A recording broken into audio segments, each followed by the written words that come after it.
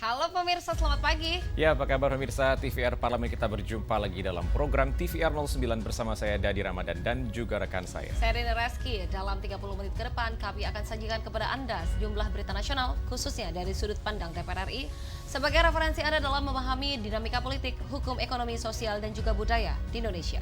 Dan pemirsa TVR Parlemen, inilah TVR 09 selengkapnya.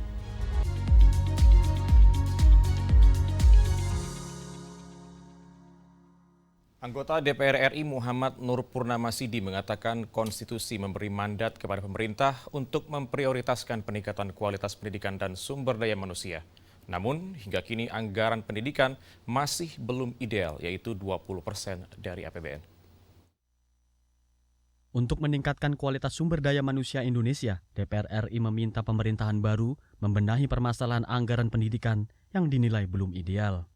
Anggota DPR RI Muhammad Nur Purnamasidi mengatakan konstitusi memberi mandat kepada pemerintah untuk memprioritaskan peningkatan kualitas pendidikan dan sumber daya manusia. Namun, hingga kini anggaran pendidikan masih belum ideal. Karenanya ia meminta pemerintahan baru untuk meningkatkan kompetensi SDM agar mampu bersaing secara global dan mampu menyongsong Indonesia Emas 2045. Kita kemudian membuat kesepakatan nasional bahwa kita minimal menggunakan APBN 20% untuk pendidikan. Itu pun sampai sekarang itu belum tercapai. Bahkan yang paling mendasar tentang anggaran yang bisa membiayai peningkatan SDM dalam hal ini melalui dunia pendidikan, pemerintah, negara, dalam hal ini pemerintah dan DPR pun belum mampu mewujudkan 20% ansih pendidikan. Artinya kalau kita hitung dengan acuan 2021, 2022, 2023, dan 2004 kemarin, kita baru masuk pada angka tidak sampai 725 triliun. Baru di kisaran angka antara 300 sampai 400 triliun. Masih belum mencapai hal yang ideal, masih kurang sekitar 300 triliun lebih. Sementara itu, Nur Purnamasidi menilai kurikulum merdeka yang berlaku saat ini masih menjadi pro kontra di dunia pendidikan. Menurutnya, penerapan sebuah kurikulum membutuhkan konsistensi antar sekolah dan daerah karena merupakan fondasi dari pembentukan SDM yang berkualitas. Rifki Makdudi, TVR Parlemen melaporkan. Pemirsa, DPR RI mendorong pemerintah memberikan insentif bagi sepeda motor listrik yang benar-benar diproduksi di dalam negeri. Tentunya dengan tingkat kandungan dalam negeri atau TKDN minimal 60%. Untuk mengurangi penggunaan BBM berbasis fosil dan mengurangi emisi karbon, DPR RI mendorong pemerintah melanjutkan pemberian insentif bagi sepeda motor listrik. DPR menilai penguatan industri ini harus jadi prioritas pemerintahan Presiden terpilih Prabowo Subianto, karena Indonesia memiliki potensi ekspor sepeda motor listrik yang besar. Anggota DPR RI Sugeng Suparwoto mengatakan DPR mendorong pemerintah memberikan insentif bagi sepeda motor listrik yang benar-benar diproduksi dalam negeri dengan tingkat kandungan dalam negeri atau TKDN minimal 60%. Menurutnya, pemerintahan baru harus menjaga komitmen transisi energi ke energi bersih karena Indonesia telah meratifikasi Perjanjian Paris. Mengurangi konsumsi BBM. Kenapa? Karena motorlah yang mengkonsumsi hampir 60% Pertalite. Kedua adalah menekan emisi, karena kita punya tanggung jawab namanya National Determined Contribution. Kita adalah menandatangani Paris Agreement yang sudah diratifikasi menjadi Undang-Undang Nomor 16 Tahun 2016. Kita akan mengurangi emisi sejumlah tertentu.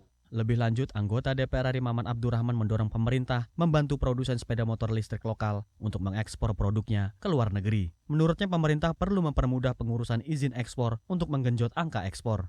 Pihak-pihak mereka ini sudah banyak menciptakan produsen-produsen listrik lokal yang siap diekspor ke luar negeri. Nah, ini sebuah terobosan positif. Tadi harapan kami, pemerintah ke depan bisa mensupport dengan memberikan kemudahan-kemudahan aturan, perizinan untuk bisa mengekspor. Ini kan produksi dalam negeri terkait motor listrik. Tadi sudah ada beberapa kontrak-kontrak dengan Malaysia, Kamboja. Saya pikir ini ruang-ruang positif untuk bagi negara kita. Arif dan Handoko, TVR Parlemen melaporkan. Menurut data Litbang Kompas, jumlah anggota DPR RI periode 2024-2029 kalangan muda atau berusia 40 tahun ke bawah sebanyak 92 orang atau 15,9%. Kami akan hadirkan informasi selengkapnya tentunya usai jeda. Tetaplah bersama kami di TVR 09.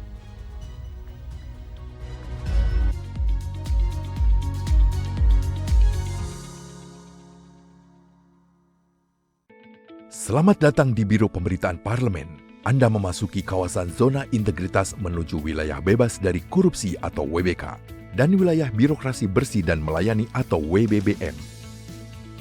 Biro Pemberitaan Parlemen berkomitmen penuh untuk mewujudkan wilayah bebas korupsi dan wilayah birokrasi bersih dan melayani. Komitmen kami, pejabat dan jajaran memiliki komitmen tinggi untuk mewujudkan WBK dan WBBM melalui reformasi birokrasi, khususnya dalam hal pencegahan korupsi dan peningkatan kualitas pelayanan publik. Kedua, bebas dari korupsi dengan terwujudnya wilayah bebas korupsi atau WBK, yang artinya bebas dari KKN, gratifikasi dan dari segala bentuk pungutan liar atau pungli. Terakhir, pelayanan prima dengan terwujudnya wilayah birokrasi bersih melayani, yaitu dengan meningkatnya kualitas pelayanan publik dan tercapainya kepuasan masyarakat terhadap pelayanan.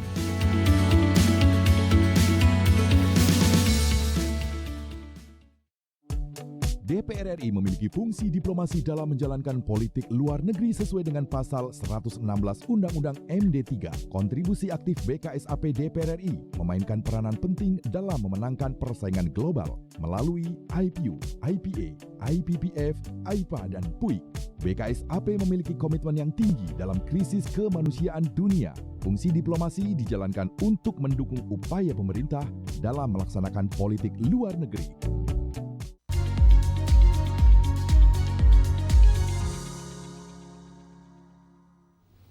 Kita kembali TVR 09. Pemirsa, meski jumlahnya sangat sedikit, Habib Idrus Salim mengaku optimis atas kinerja dan kontribusi positif anggota DPR RI berusia muda di periode 2024-2029. Usia dinilai tidak menjadi halangan bagi anggota DPR RI berusia muda untuk menyuarakan aspirasi masyarakat umum. Menurut data Litbang Kompas, jumlah anggota DPR RI periode 2024-2029 kalangan muda atau berusia 40 tahun ke bawah sebanyak 92 orang atau 15,9%. Kalangan muda dinilai sebagai agen perubahan, sehingga perlu diberikan ruang untuk menjalankan peran dalam mendorong penguatan kesadaran politik pada masyarakat, terutama gen milenial dan Gen Z. Meski jumlahnya sangat sedikit, Habib Idrus Salim mengaku optimis atas kinerja dan kontribusi positif anggota DPR RI berusia muda di periode 2024-2029. Usia dinilai tidak menjadi halangan bagi anggota DPR RI berusia muda untuk menyuarakan aspirasi masyarakat umum. Generasi muda yang menjadi anggota DPR RI harus mendapat ruang politik yang setara. Ya betul, tadi keterwakilannya masih rendah karena memang anak mudanya belum aware dengan politik. Jadi kita akan bangun politik awareness di anak-anak muda yang bisa membuat mereka lebih paham lagi, lebih engeh lagi terkait dengan pentingnya politik di Indonesia. Kalau kita paham tentang cara kerja politik, ya kita akan paham juga ya bagaimana kemudian kita bisa memberikan kontribusi-kontribusi terbaik di negara ini, ide-ide yang kemudian dari anak muda masih fresh, masih segar. Habib Idrus Salim menilai peningkatan political awareness di generasi milenial maupun Gen Z harus ditingkatkan agar generasi muda melek politik untuk berjuang menyuarakan aspirasi rakyat dan membawa perubahan positif di semua lini kehidupan berbangsa dan bernegara, terutama isu-isu kepemudaan. Adila dan Rifki, TVR Parlemen, melaporkan. DPR RI menilai sebagai pemberi keadilan pada masyarakat dan juga kesejahteraan hakim seharusnya diatur dalam aturan selevel undang-undang. Namun pemirsa, faktanya kesejahteraan hakim hanya diatur dalam PP yang rentan mengalami perubahan, terutama ketika terjadi pergantian pemerintahan. Para hakim di seluruh Indonesia yang tergabung dalam Solidaritas Hakim Indonesia memutuskan melakukan aksi cuti massal selama 7 sampai 11 Oktober 2024. Aksi itu digelar untuk memperjuangkan nasib para hakim karena gaji dan tunjangan tidak naik selama 12 tahun. Menyikapi hal tersebut, anggota DPR RI periode 2024-2029 memastikan akan menjamin kesejahteraan hakim melalui rancangan Undang-Undang Jabatan Hakim. Iwayan Sudirta menjelaskan, sebagai pemberi keadilan pada masyarakat, kesejahteraan hakim harusnya diatur dalam aturan selevel undang-undang. Namun faktanya, kesejahteraan hakim hanya diatur dalam PP yang rentan mengalami perubahan, terutama ketika terjadi pergantian pemerintahan. Ya, kalau perubahan menuju kebaikan, 10 tahun, 20 tahun, 30 tahun, 40 tahun, 50 tahun, 60 tahun, 70 tahun, 80 tahun, 90 tahun, 100 tahun, 200 tahun, 300 tahun, 400 tahun, 500 tahun, 600 tahun, 700 tahun, 800 tahun, 900 tahun, 1000 tahun, 1000 tahun, Kalau perubahannya menuju yang negatif, hakim itu tidak mudah bicara, tidak seperti hari ini gitu. Oleh karena itu kalau ingin kesejahteraan ini memperoleh kelayakan dan kepastian hukum, kami memberanikan diri di forum ini. Coba kita kaji bersama, pantas nggak kesejahteraan hakim diatur di dalam undang-undang. Sementara Beni Harman menilai, selain kesejahteraan, status hakim sebagai pejabat negara perlu dipertegas dalam RUU Jabatan Hakim. Selain menjaga marwah peradilan, status tersebut juga menjamin kesejahteraan yang pantas bagi para hakim. Karena soal kesejahteraan itu saya yakin manakala keuangan negara kita cukup, itu akan otomatis. Tapi tolong diperjuangkan dulu status hakim sebagai pejabat negara. Ken dan Rian, TVR Parlemen melaporkan. Deputi Bidang Administrasi Setjen DPR RI menyatakan tidak tercapainya target nilai indikator kinerja penilaian anggaran atau IKPA.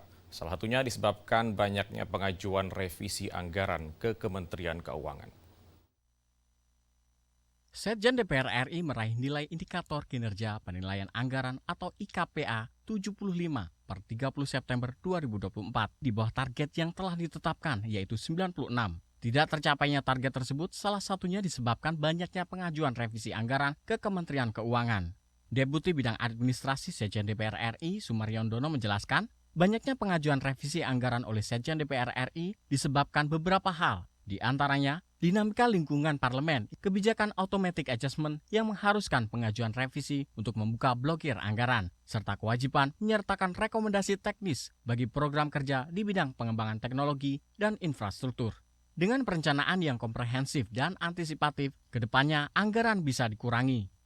Bangunan atau prasarana-sarana fisik gitu ya, itu harus dapat rekomendasi teknis dari instansi yang terkait. Dalam hal ini misalnya kalau di Jakarta ya Dinas KPU-an DKI Jakarta yang bisa menilai atau memberikan rekomendasi teknis. Itu faktor-faktor eksternal yang saya pikir juga harus dipertimbangkan juga gitu ya. Tapi ke depan kita akan coba penuhi lah ya persyaratan-persyaratan yang memang dipersyaratkan untuk sebuah kegiatan harus dilengkapi, sehingga tidak perlu untuk melakukan revisi nanti waktu saat pelaksanaan.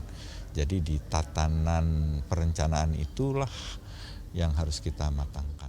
Sumariondono juga optimis nilai IKPA 96 bisa dicapai Setjen DPR RI di akhir tahun ini. Untuk itu, perlu keseriusan semua unit kerja dalam merealisasikan kinerja anggaran di triwulan terakhir. Ken dan Gunarso, TVR Parlemen, melaporkan. Menurut data Kementerian Pemberdayaan Perempuan dan Perlindungan Anak, sejumlah kasus kekerasan terhadap anak pada tahun 2024 mencapai hampir 20.000 kasus. Dengan rincian 4.000 korban anak laki-laki dan juga 16.000 korban anak perempuan, yang paling banyak terjadi di rentang usia 13 hingga 17 tahun. Dan akan kami hadirkan informasinya saat lagi. Untuk itu jangan kemana-mana. Tetaplah bersama kami di TVR 09.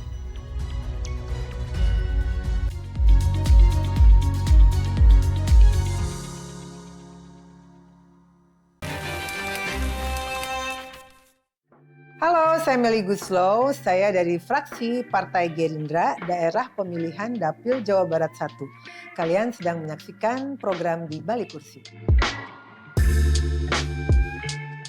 Sebenarnya dunia politik, dunia yang betul-betul nggak pernah terbayangkan sebelumnya. Sama sekali, 1% pun nggak terbayangkan. Tapi ketika saya punya profesi sebagai pencipta lagu, sebagai musisi, ada beberapa hal yang sepertinya memang harus saya perjuangkan di dalam, khususnya di Undang-Undang Hak Cipta yang masih banyak harus dibenahi. Si para seniman gitu. Ngomongin soal seni itu bukan cuma di lagu aja ya, kita melebar ke budaya dan lain-lain.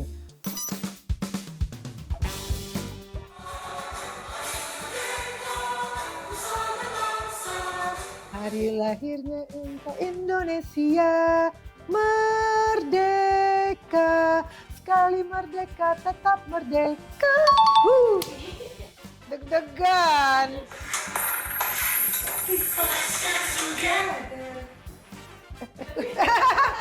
Mendadak lupa, let's dance together. get on the dance floor, the party will start. Let's dance together, let's party and turn off the light. Aku lagu sendiri suka nggak apa. Tetap kahiji, rukun sakabehna, gitulah pokoknya mah. Segera, hanya di TVR Parlemen.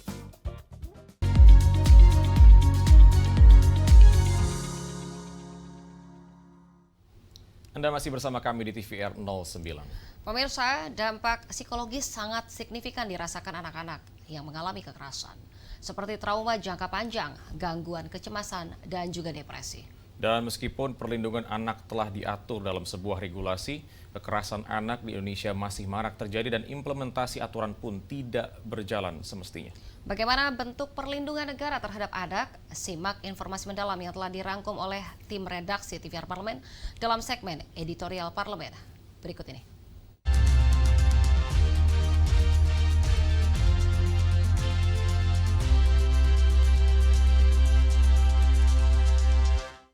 Kekerasan terhadap anak merupakan isu krusial yang berkaitan dengan rasa kemanusiaan dan keadilan. Berdasarkan data Kementerian Pemberdayaan Perempuan dan Perlindungan Anak, jumlah kasus kekerasan terhadap anak pada tahun 2024 mencapai hampir 20.000 kasus. Dampak psikologis sangat signifikan dirasakan anak-anak yang mengalami kekerasan seperti trauma jangka panjang, gangguan kecemasan, dan depresi. Dalam hal ini, negara memiliki peran dan tanggung jawab untuk melindungi hak-hak anak dan memastikan kesejahteraan anak di Indonesia. Perlindungan terhadap anak juga telah diatur melalui Undang-Undang Perlindungan Anak Nomor 35 Tahun 2014. Meskipun perlindungan anak telah diatur dalam sebuah regulasi, kekerasan anak di Indonesia masih marak terjadi dan implementasi aturan pun tidak berjalan dengan semestinya. Guna menindaklanjuti kasus kekerasan terhadap anak, anggota DPR RI Mai Esti Wijayati mendesak keseriusan pemerintah dalam penegakan hukum dengan memberikan sanksi berat kepada para pelaku kekerasan anak. Pelaku penganiayaan terhadap anak dapat dijerat dengan hukuman sesuai Undang-Undang Perlindungan Anak, yakni pidana penjara maksimal 5 tahun dan atau denda hingga 100 juta rupiah. Pengurangan hukuman dan proses negosiasi diharapkan tidak diberikan kepada pelaku agar tidak mengurangi efek jera. Maka pertama, penegakan hukumnya harus tegas sesuai dengan peraturan hukum yang berlaku, di mana kita juga memberikan sanksi yang lebih berat kepada mereka yang sebenarnya harus melindungi anak-anak, yaitu kalau itu orang tua, kalau itu pejabat, kalau itu saudara, itu kan orang terdekat. Aturannya harus mendapatkan hukum yang lebih berat daripada yang lainnya. Nah, tetapi ketika pengawalan itu hanya sampai yang pelakunya itu sudah ditangkap, lalu ada proses hukum stop sampai di situ, kelihatannya itu belum mampu memberikan efek jera. Mestinya begitu ditok, masyarakat supaya menilai sesuai enggak hukumannya dan berikan hukuman yang terberat sesuai dengan pasal-pasal yang dilanggar. Jangan kemudian malah ada pengurangan. Nah, kalau itu dilakukan, mungkin akan bisa mengurangi tingkat kekerasan terhadap anak. Sementara itu, dalam mencegah dan menindaklanjuti tindak kekerasan pada anak, anggota DPR RI Darmadi Durianto meminta pemerintah untuk secara masif memberikan sosialisasi baik di lingkungan terkecil seperti keluarga dan juga satuan pendidikan terkait sanksi dan pelaporan kasus kekerasan anak. Pada umumnya, pengungkapan kasus kekerasan masih bersifat parsial dan cenderung tertangani setelah marak atau viral di publik. Maka dari itu, pemerintah perlu mempertegas peranannya dalam mengawasi dan mengedukasi orang tua tentang pentingnya pola asuh yang sehat dan seimbang. Apakah hukuman-hukuman atau sanksi dalam undang-undang ini juga efektif? Kadang-kadang kan tidak efektif juga, karena dikenain sanksi juga tidak menurunkan kadang-kadang kan. Jadi harus dicari langkah-langkah terobosan dari awal, bahwa harus ada pendidikan khusus pada anak-anak, ya, kurikulum pendidikan anak yang lebih bagus, pengawasan orang tua terhadap anak juga sangat penting. Ini semua harus dicari tahu sehingga kita bisa mencari solusi yang terbaik, saya pikir. Berdasarkan hasil survei nasional pengalaman hidup anak dan remaja, Bentuk kekerasan yang paling sering dialami oleh anak adalah kekerasan emosional, dengan total 45,43%, sedangkan kekerasan fisik 18,47% dan kekerasan seksual 8,57% pada referensi waktu seumur hidup. DPR RI berkomitmen untuk menghasilkan kebijakan sosial, utamanya dalam melindungi generasi penerus bangsa. DPR RI juga mendorong kehadiran peran pemerintah dalam mencegah dan menekan angka kekerasan terhadap anak di Indonesia, yakni dengan merumuskan kebijakan dan undang-undang yang lebih efektif yang mencakup upaya preventif hingga rehabilitasi terhadap korban. Pemerintah juga berperan dalam meningkatkan kesadaran masyarakat, membuat sistem pemantauan dan perlindungan anak, penegakan hukum, dan penguatan keluarga serta dukungan sosial.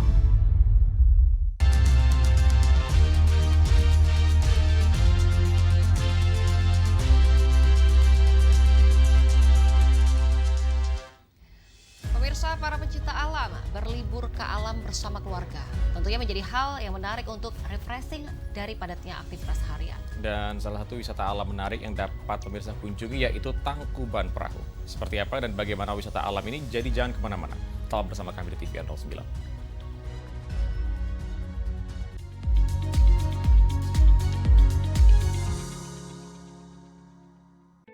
Selamat datang di Biro Pemberitaan Parlemen. Anda memasuki kawasan zona integritas menuju wilayah bebas dari korupsi atau WBK dan wilayah birokrasi bersih dan melayani atau WBBM. Biro Pemberitaan Parlemen berkomitmen penuh untuk mewujudkan wilayah bebas korupsi dan wilayah birokrasi bersih dan melayani. Komitmen kami, pejabat dan jajaran memiliki komitmen tinggi untuk mewujudkan WBK dan WBBM melalui reformasi birokrasi, khususnya dalam hal pencegahan korupsi dan peningkatan kualitas pelayanan publik. Kedua, bebas dari korupsi dengan terwujudnya wilayah bebas korupsi atau WBK, yang artinya bebas dari KKN, gratifikasi dan dari segala bentuk pungutan liar atau pungli. Terakhir, pelayanan prima dengan terwujudnya wilayah birokrasi bersih melayani, yaitu dengan meningkatnya kualitas pelayanan publik dan tercapainya kepuasan masyarakat terhadap pelayanan.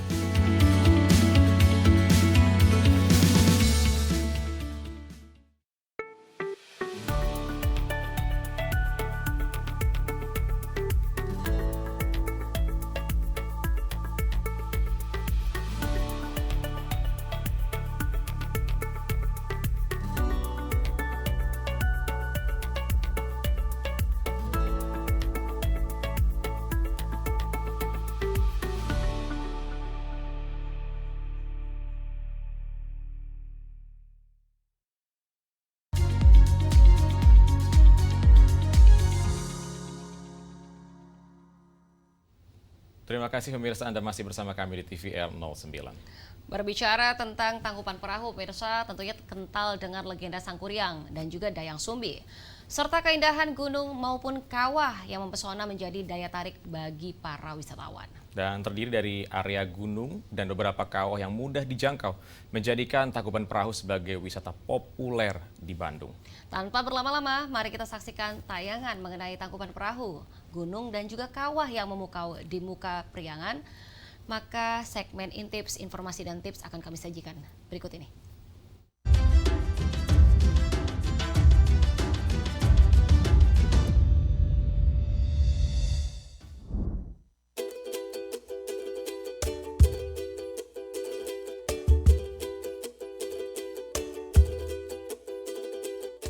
Liburan bareng keluarga menjadi salah satu agenda wajib, terlebih bagi pemirsa yang sehari-harinya disibukkan dengan aktivitas bekerja. Tak perlu jauh-jauh pergi ke Indonesia bagian timur untuk menyaksikan keindahan alam yang dimiliki bangsa ini. Pemirsa bisa pergi berlibur ke tempat wisata Tangkuban Perahu yang tak jauh dari Jakarta. Siapa yang tidak tahu Gunung Tangkuban Perahu? Tempat yang lekat dengan legenda Sangkuriang dan Dayang Sumbi ini disebut juga sebagai Tangkuban Perahu atau jika diartikan ke bahasa Indonesia, artinya perahu terbalik. Karena memang jika dilihat dari jauh, gunung ini terlihat seperti perahu yang terbalik. Tempat ini menyajikan pesona alam yang begitu mengagumkan. Selain menyaksikan keindahan alam, pemirsa juga bisa berfoto-foto cantik bareng teman, keluarga, ataupun orang-orang terkasih untuk mengisi feed Instagram. Gunung Tangkuban Perahu adalah salah satu objek wisata yang paling populer di Kota Bandung. Daya tariknya tak lain adalah area gunung dan kawah yang indah dan mudah dijangkau oleh pengunjung. Pemirsa bisa langsung menikmati keindahan kawah Tangkuban Perahu dari tempat parkir mobil tanpa harus mendaki terlebih dahulu. Jika berlibur ke Bandung, rasanya nggak lengkap deh kalau tidak mengunjungi Tangkuban Perahu. Kompleks wisata Kawah Gunung Tangkuban Perahu berada di perbatasan Bandung Barat dengan Subang, kurang lebih 30 km dari pusat kota Bandung. Area Taman Wisata Tangkuban Perahu sebagian masuk ke wilayah Kabupaten Subang dan Bandung Barat. Jalanan dari Bandung sampai ke lokasi juga sudah bagus dan mulus, serta mudah untuk diikuti. Dengan menggunakan Google Maps, pemirsa bisa dengan mudah mencapai tujuan. Setelah sampai, pemirsa masih harus masuk ya. Jarak dari gerbang masuk sampai ke area kawah masih cukup jauh, sekitar 4 km. Area kawah merupakan daya tarik utama di tempat wisata ini. Di Tangkuban Perahu, terdapat beberapa kawah yang bisa pemirsa kunjungi. Ada Kawah Ratu, Kawah Domas, dan Kawah Upas. Nah, kali ini pemirsa akan kami ajak ke salah satu kawah terbesar yang ada di Tangkuban Perahu, yaitu Kawah Ratu. Kawah Ratu merupakan kawah utama di sini. Ukurannya sangat luas dan bisa dikatakan objek wisata utama dari kompleks wisata Tangkuban Perahu. Kawah Ratu merupakan kawah terbesar di antara kawah-kawah lain di area ini. Kawah Ratu berbentuk seperti mangkuk besar dengan kedalaman kawah sekitar 500 meter dari permukaan kawah. Cairan mirip air di bagian bawah sering berubah warna, dari biru, hijau, hingga abu-abu.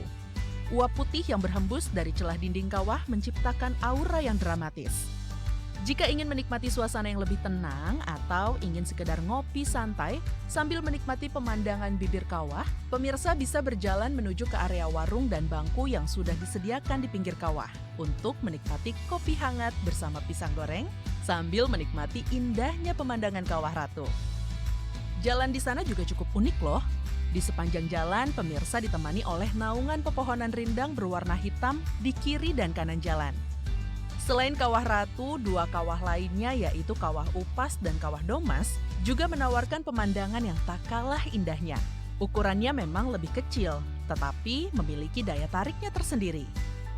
Kawah Upas berjarak 1,5 km dari Kawah Ratu, sedangkan Kawah Domas berjarak 1,2 km. Kalau pemirsa punya waktu lebih, bisa banget loh untuk menyusuri 3 kawah yang ada di kawasan wisata Tangkuban Perahu. Fasilitas di area Tangkuban Perahu juga terbilang cukup lengkap. Untuk parkir mobil, pemirsa bisa langsung parkir di area pinggir Kawah Ratu. Sedangkan untuk bis, parkirnya di area khusus sebelum kawah, dan untuk tempat parkir motor terletak di dekat masjid. Terdapat pula beberapa menara pandang, di mana pemirsa bisa melihat area kawah secara lebih luas ataupun melihat area Taman Wisata Tangkuban Perahu. Di sekitar kawah juga berjejer tempat makanan dan jajanan. Jadi pemirsa tidak perlu khawatir kelaparan atau haus di tengah jalan. Selain itu terdapat juga area khusus pedagang oleh-oleh yang bisa pemirsa beli sebagai buah tangan untuk keluarga di rumah. Sekian informasi dari kami, semoga bisa menambah list destinasi wisata untuk pemirsa. Sampai jumpa di Intip selanjutnya.